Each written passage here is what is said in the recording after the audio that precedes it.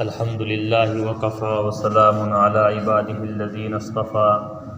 اما بعد فاعوذ باللہ من الشیطان الرجیم بسم اللہ الرحمن الرحیم ما یلفظ من قول الا لدیہ رقیب عتید صدق اللہ العظیم۔ محترم بھائیوں اور بزرگوں، میں نے جو آیت ابھی آپ حضرات کے سامنے تلاوت کی ہے یہ سورہ قاف کی آیت ہے،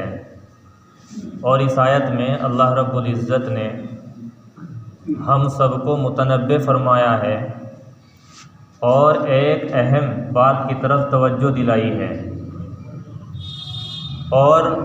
وہ بات یہ ہے کہ جو بات بھی انسان اپنی زبان سے نکالتا ہے اس پر اللہ رب العزت کی طرف سے ایک نگراں تیار رہتا ہے۔ یعنی مطلب یہ ہے کہ جو بات بھی انسان کی زبان سے نکل رہی ہے وہ اس کے اعمال نامے میں لکھی جا رہی ہے، اور الفاظ یہ ہیں ما یلفظ من قول، کہ جو بھی بات انسان زبان سے نکالتا ہے، چاہے وہ بات چھوٹی ہو یا بڑی ہو، کیسی بھی بات ہو، وہ اللہ رب العزت کے یہاں ریکارڈ ہو رہی ہے۔ پہلے زمانے میں تو ریکارڈ کا تصور نہیں ہوتا تھا، لیکن آج تو ہم دیکھتے ہیں کہ انسان کی تمام باتیں ہم خود بھی ریکارڈ کر لیتے ہیں۔ تو آج اس چیز کو پہچاننا اور جاننا بہت آسان ہے کہ اللہ رب العزت کے یہاں ہر چیز اور انسان کی زبان سے نکلا ہوا ہر لفظ ریکارڈ ہو رہا ہے اور اس کا حساب ہوگا۔ صاف مطلب یہ ہے اس آیت کریمہ کا کہ جیسے انسان کو اللہ رب العزت کی بارگاہ میں اپنے اعمال کا جواب دینا ہے، ویسے ہی اپنی زبان سے نکلے ہوئے ہر لفظ کا بھی اللہ کی بارگاہ میں جواب دینا پڑے گا، اس کا حساب ہوگا کہ اس نے زبان سے جو بات نکالی تھی وہ صحیح تھی یا غلط تھی، اس بات سے کسی کو نقصان پہنچا تھا یا فائدہ پہنچا تھا، اس کا حساب ہوگا۔ اللہ رب العزت نے ہمیں یہ زبان کی نعمت ایسی عطا فرمائی ہے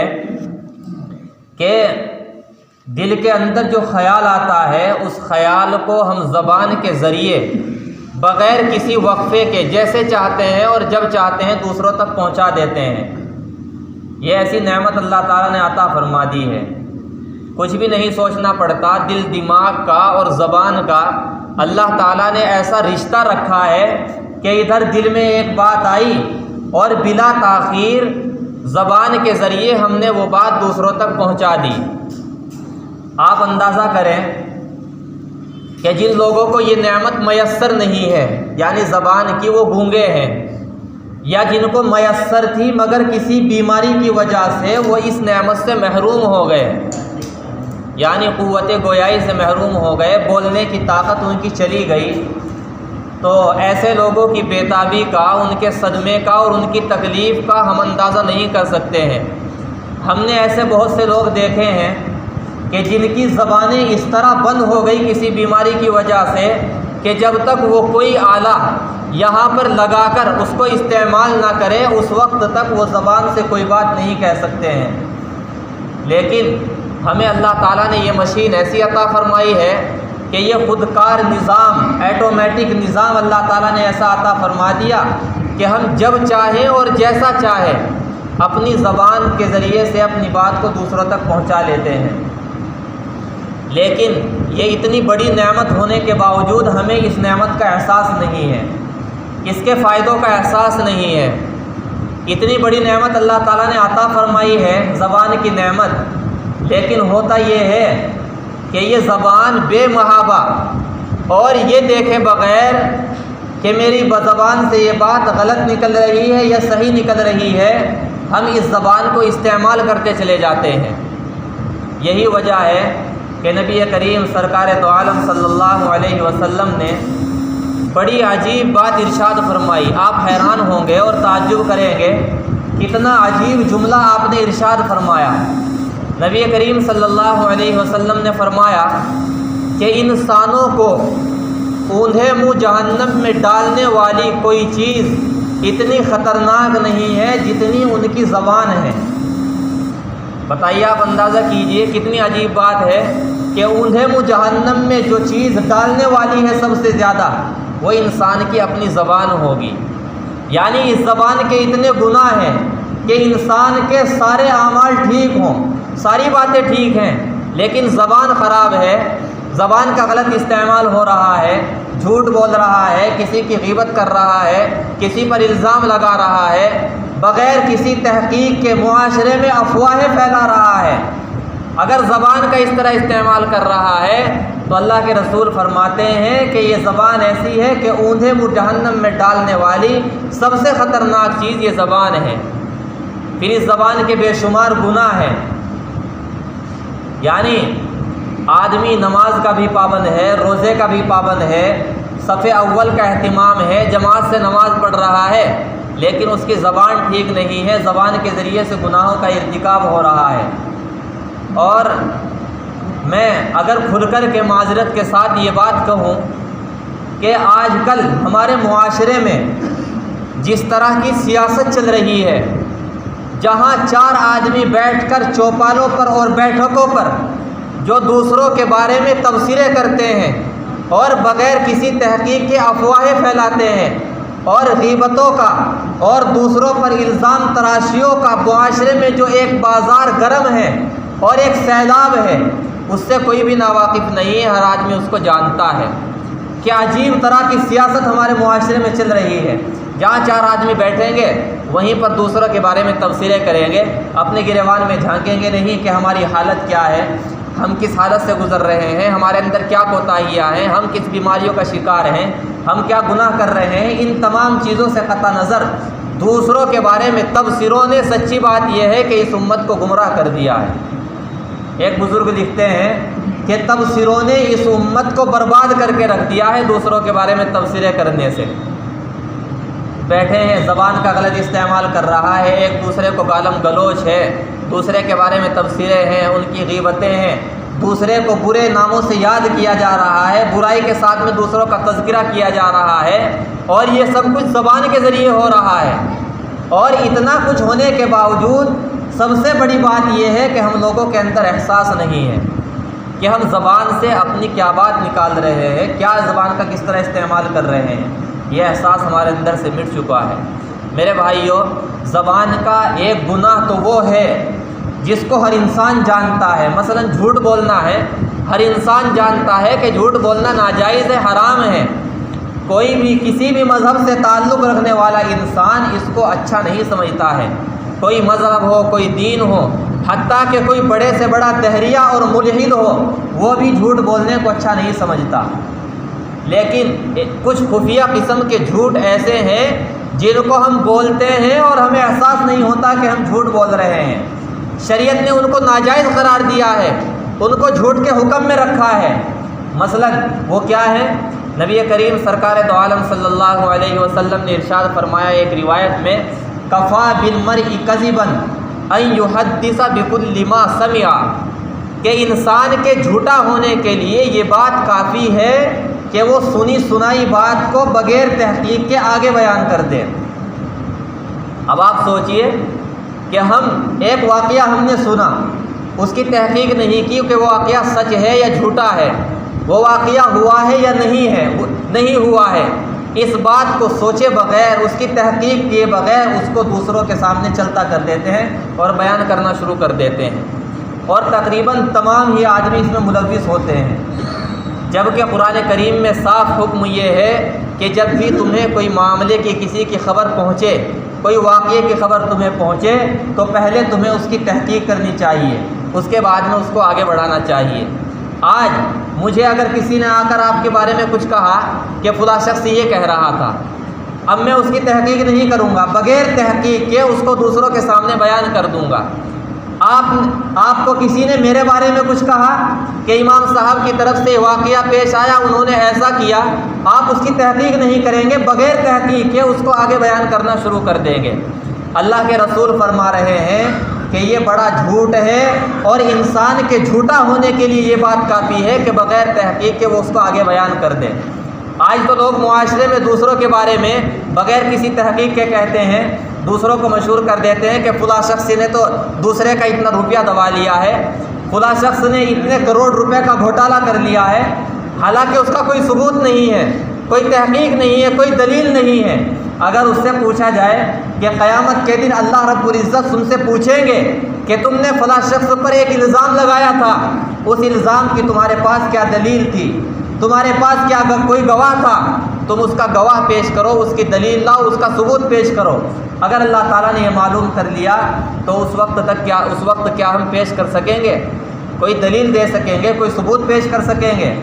تو اللہ کے رسول فرما رہے ہیں کہ انسان کے لیے، جھوٹا ہونے کے لیے انسان کے یہ بات کافی ہے کہ سنی سنائی بات کو وہ آگے بیان کر دے۔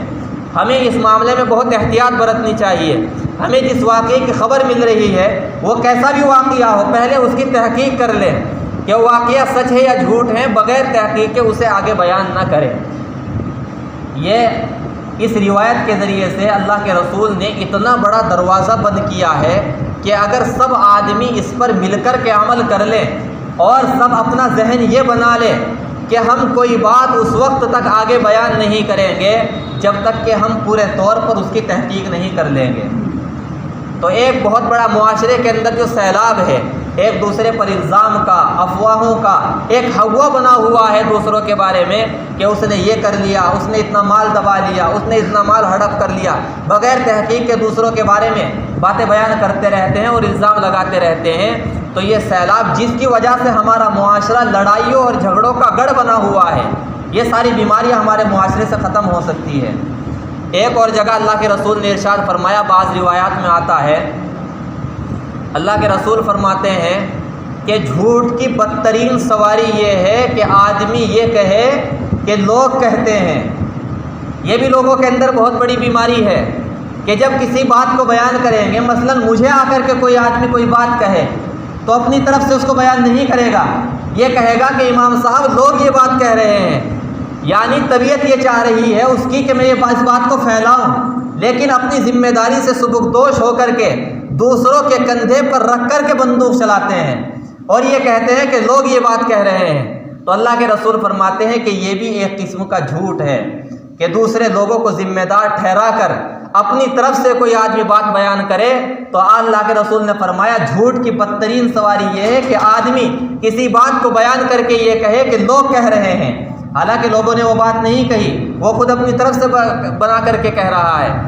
نبی کریم صلی اللہ علیہ وسلم کے زمانے میں جو منافقین تھے مدینے کے اندر، ان منافقین کی عادت یہ تھی کہ وہ طرح طرح کی افواہیں پھیلایا کرتے تھے اور ایسی ایسی افواہیں پھیلاتے تھے کہ مسلمان سن کر کے ان سے مرعوب ہو جائے۔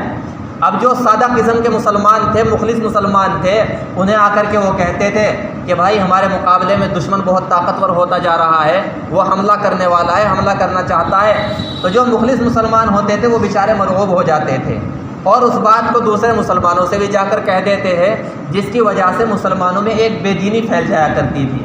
اس موقع پر اللہ تعالیٰ نے ایک حکم نازل فرمایا، قرآن کریم میں آیت نازل فرمائی کہ جب بھی تمہیں کوئی خبر ملے تو تم اس کو ذمہ دار لوگوں تک پہنچاؤ اور ان سے تحقیق کرو، وہ تحقیق کر کے صحیح معنی میں تمہارے سامنے فیصلہ کریں گے۔ اللہ کے رسول کے سامنے رکھو یا جو صحابہ کرام آپ کے خاص صحابہ کرام ہیں ان کے سامنے رکھو، وہ اس کی تحقیق کر کے فیصلہ تمہارے سامنے کر دیں گے۔ تو اللہ تعالیٰ نے اور اللہ کے رسول نے ہمارے معاشرے کی اصلاح کے لیے، ہمارے معاشرے کو پرامن بنانے کے لیے، اسے لڑائی اور جھگڑے سے بچانے کے لیے اور کسی کو بدنام کرنے سے بچانے کے لیے یہ اصول وضع فرمایا ہے کہ بغیر تحقیق کے کسی کے سامنے کوئی بات نہ کہو۔ اور ایک قسم کا جھوٹ یہ ہے، روایات میں ہے، ایک قسم کا جھوٹ یہ ہے کہ آدمی بعض مرتبہ بات کو بیان کرتے ہوئے اس بات میں مبالغہ آرائی سے کام لیتا ہے، یعنی بات چھوٹی ہوتی ہے، واقعہ تو سچ ہوتا ہے، لیکن اس بات کو بڑھا چڑھا کر کے اپنی طرف سے بیان کر دیتا ہے، اس میں نمک مرچ لگا دیتا ہے۔ مثلا پاکستان کے مفتی اعظم ہیں مفتی تقی عثمانی دامت برکاتہم، ان کا واقعہ لکھا ہے کہ ان کے پاس لوگوں کے خط آنے شروع ہوئے